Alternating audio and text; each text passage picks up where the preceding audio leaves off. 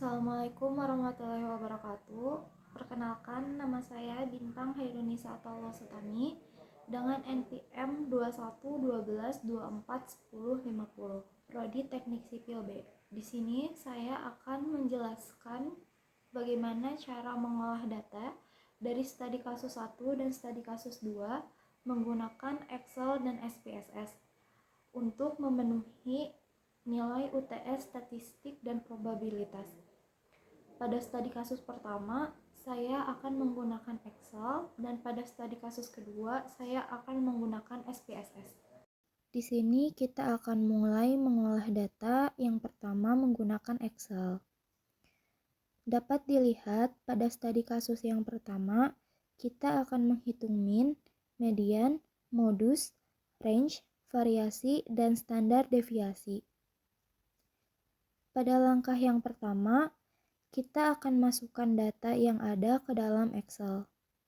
Selanjutnya, kita bisa mulai menghitung mean dengan menjumlahkan semua nilai, kemudian membaginya dengan jumlah data. Di sini kita gunakan rumus average, lalu select dari kolom pertama sampai dengan kolom terakhir. Atau bisa dilihat di sini kita select dari C4 sampai C23 lalu enter. Maka nilai min yang dihasilkan adalah 32,7. Selanjutnya kita akan mencari median atau nilai tengah. Menggunakan rumus median, lalu select dari C4 sampai C23 sehingga nilai median yang dihasilkan adalah 33. Berikutnya kita akan mencari modus atau nilai yang paling sering muncul dalam data. Dengan rumus mode, lalu select dari C4 sampai C23 sehingga nilai modus yang dihasilkan adalah 33. Untuk menghitung range, diawali dengan mencari selisih nilai terbesar atau Xmax dan nilai terkecil atau Xmin dalam data. Kita awali mencari Xmax dengan rumus max serta select dari C4 sampai C23 dan Xmin dengan rumus min serta select dari C4 sampai C23. Lalu kita dapat mulai menghitung range dengan mengurangi nilai Xmax dan Xmin sehingga menghasilkan nilai range sebesar 9. Untuk menghitung variasi, kita gunakan rumus var, dan untuk standar deviasi kita gunakan stdef. Lalu select masing-masing dari C4 sampai C23 yang menghasilkan nilai variasi sebesar 5,905 dan standar deviasi 2,430. Untuk bentuk sebaran data, waktu ini menunjukkan pola yang cenderung simetris. Dilihat dari min, median, dan modus yang berdekatan, sehingga tidak ditemukan perbedaan yang mencolok. Rentang data yang berada di kisaran 28 hingga 32 menunjukkan tidak terdapat hal yang mempengaruhi distribusi secara ekstrim. Dapat disimpulkan juga bahwa data waktu tempuh kendaraan pada jam sibuk mendekati distribusi normal. Selanjutnya kita akan mengolah data pada studi kasus yang kedua menggunakan SPSS. Di sini terdapat data sampel pada studi kasus yang kedua yang akan kita masukkan ke dalam SPSS.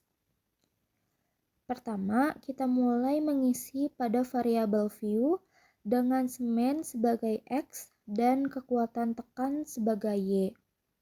Setelah itu, kita mulai mengisi data view dengan memasukkan data sampel studi kasus yang kedua.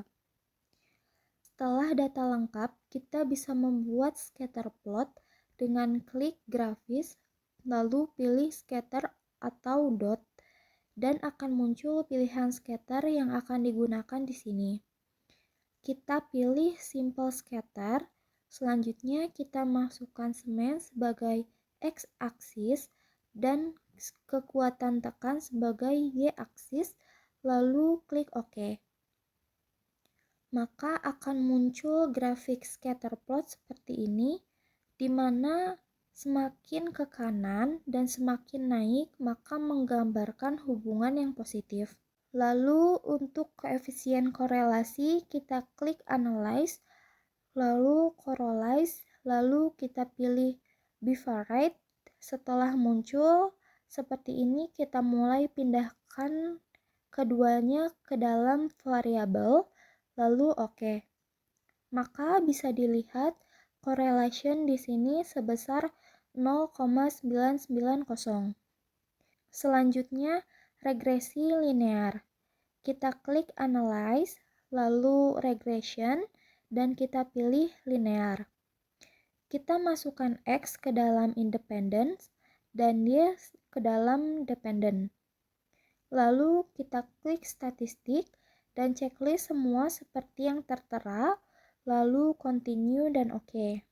Dapat dilihat di sini nilai konstan sebagai B0 dan semen sebagai B1.